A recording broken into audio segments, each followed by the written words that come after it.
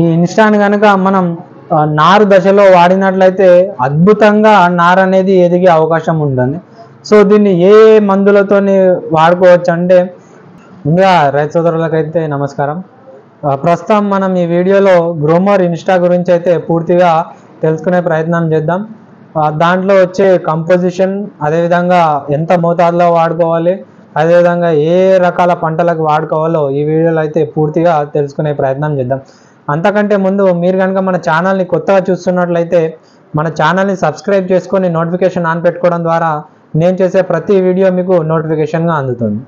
So మనం చూసుకున్నట్లయితే గ్రోమర్ ఇన్స్టాలో 28-28-0 అంటే 28% నైట్రోజన్, అది వచ్చేసి అమోనియం నైట్రోజన్ వచ్చేసి 6%, అదేవిధంగా యూరియా నైట్రోజన్ వచ్చేసి 22%, 22 + 6 28% అయితే నైట్రోజన్ ఉండడం జరుగుతుంది.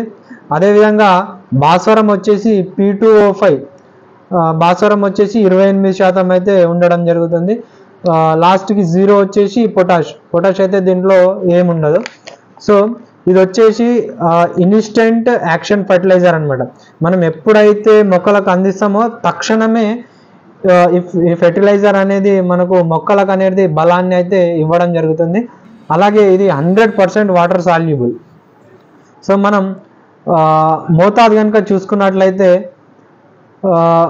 మనం స్ప్రే రూపంలో అయితే కేజీ నుంచి 2 కేజీల వరకు 200 లీటర్ల నీటికి కలిపి మనమైతే స్ప్రే చేసుకోవచ్చు.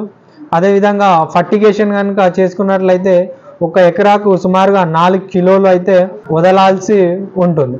సో మనం ఏ పంటలకు వాడుకోవాలి అని చూసినట్లయితే ఈ ఇన్స్టా అనేది ఏ పంటలకైనా వాడుకోవచ్చు. కూరగాయ పంటలు కానీ, ఆకుకూరలు కానీ, అదేవిధంగా పళ్ళ తోటలకు కానీ, ఏ రకమైన పంటలకైనా కూడా ఇది వాడుకోవచ్చు. వాడే స్టేజ్ కనుక చూసుకున్నట్లయితే ఈ పూత దశ కంటే ముందు కనుక వాడుకున్నట్లయితే మొక్క ఎదుగుదల అనేది ఇది తక్షణమే మొక్కకు అందుతుంది. కాబట్టి మొక్క ఎదుగుదల అనేది 100% అయితే బాగుంటుంది. ఈ ఇన్స్టాని కనుక మనం నారు దశలో వాడినట్లయితే అద్భుతంగా నారు అనేది ఎదిగే అవకాశం ఉంటుంది. సో దీన్ని ఏ మందులతోని వాడుకోవచ్చు అంటే, ఏ రకమైన ఇన్సెక్టిసైడ్ కానీ ఫంగిసైడ్తో పాటుగా ఇదైతే మనము కలిపి నిరభ్యంతరంగా వాడుకోవచ్చు. సో ఇలాంటి మరిన్ని వ్యవసాయానికి సంబంధించిన విషయాలు తెలుసుకోవడానికి మన ఛానల్ సబ్స్క్రైబ్ చేసుకోండి.